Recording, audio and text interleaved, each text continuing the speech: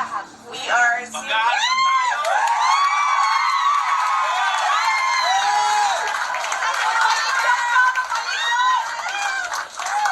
seriously considering, ma'am.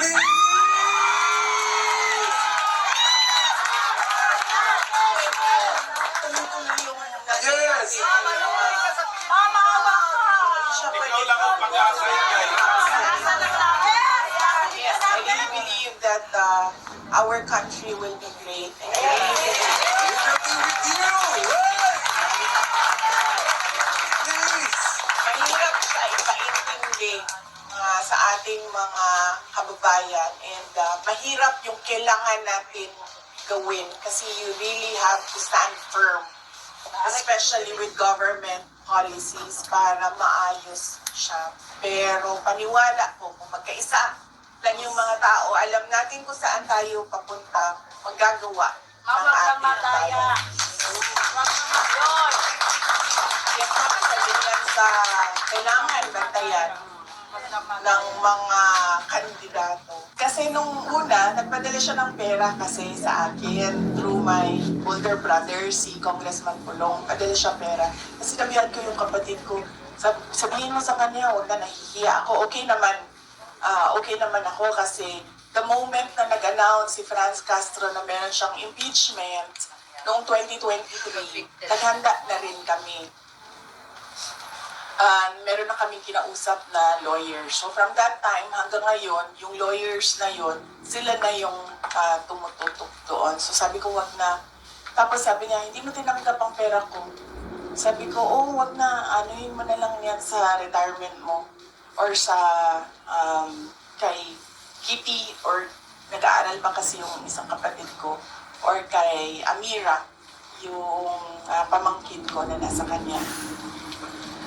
Hindi, apo ko na nasa kanya. At sabi niya na, so ayaw mo yung pera ko, hindi mo tanggapin yung pera ko, mag-abogado na lang ako sa'yo. Pwede ba yun?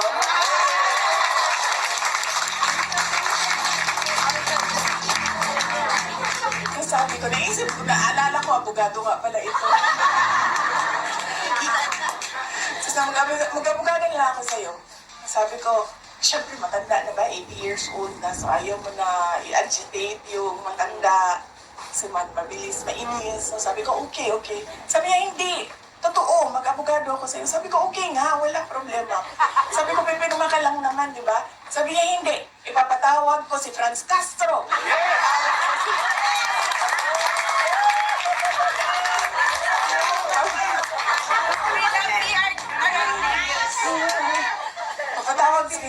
Papatawag ko sa ganyan. Tapos sabi ko dun sa mga lawyers, sabi ko, mag-collaborating counsel daw. Sabi nila, sige, wala namang problema yan. Paghandaan lang natin, sabi ng mga lawyers. So, pinaliit namin yung mga projects and programs namin. Noong una, last December, nag-planning kami.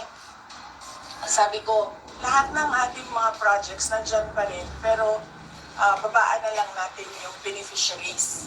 Pero, nung nakapag-usap kami ulit, itong January na lang na meeting, sabi ko, sabi rin ng execo, mas maganda siguro kung bawasan na lang natin yung projects natin para marami pa rin maka-benepisyo. So hanggang ngayon, tumutuloy yung meeting namin kung anong mga projects doon ang may impact talaga doon sa mga geographically isolated and disadvantaged areas. Kasi inuuna talaga namin yung mga underserved communities. Kasi laging pag sentro, like Davao City, madami ng opportunities. Pero yung mga kasikdip na mga probinsya and municipalities na mga maliliit, yun yung mga kailangan talaga ng tulong. So pinaliit namin at pinakonti namin ang mga projects and programs namin. And siguro by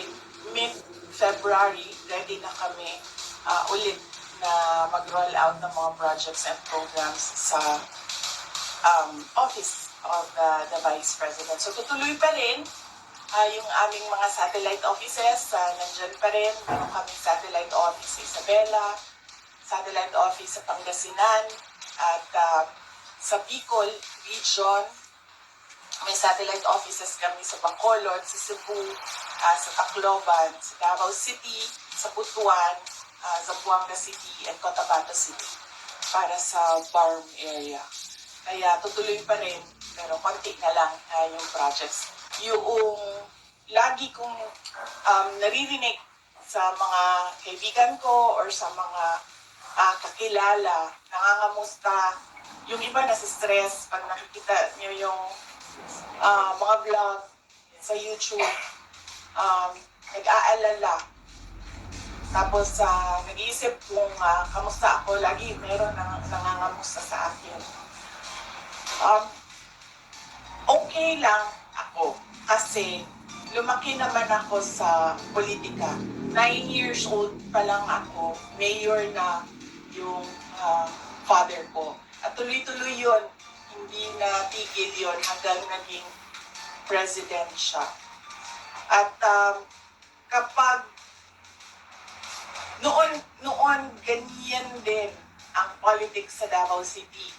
May siraan din, black propaganda din. Lagi sinasabi ng ni former President Rodrigo Duterte sa akin, ni Tatay Digong, lagi niya sinasabi sa akin noon, ganun talaga ang politika. Dudumihan ka ng kalaban mo para magmukha siyang malinis. Sabi niya, they will always paint you black so that they will look white. So, yan talaga, paulit-ulit yan noon. Kasi ganun din yung labanan nila, girian nila noon nung contemporary niya sa Davao City politics, former Speaker Prospero Nograles. So, kaya ako, hindi na ako nagtaka noong ganun ang nangyayari. So, pinaliit namin yung mga projects and programs namin. Noong una, last December, nag-planning kami. Sabi ko, lahat ng ating mga projects nandyan pa rin, pero babaan na lang natin yung beneficiaries.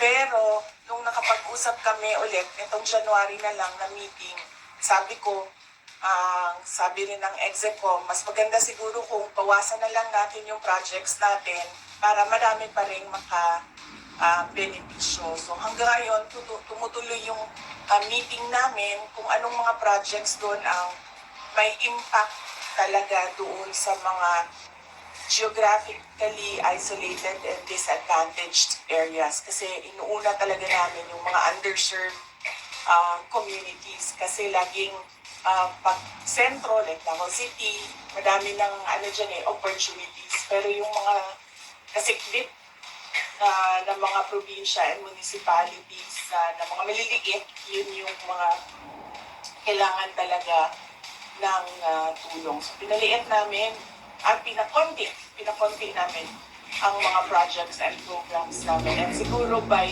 mid-February, ready na kami ulit na mag-roll out ng mga projects and programs sa Office of the Vice President. So tutuloy pa rin yung aming mga satellite offices, nandyan pa rin. Meron kami satellite office sa Isabela, satellite office sa Pangasinan, at sa Bicol region, may satellite offices kami sa Bacolod, sa Cebu, sa Tacloban, sa Davao City, sa Butuan, Zamboanga City, and Cotabato City.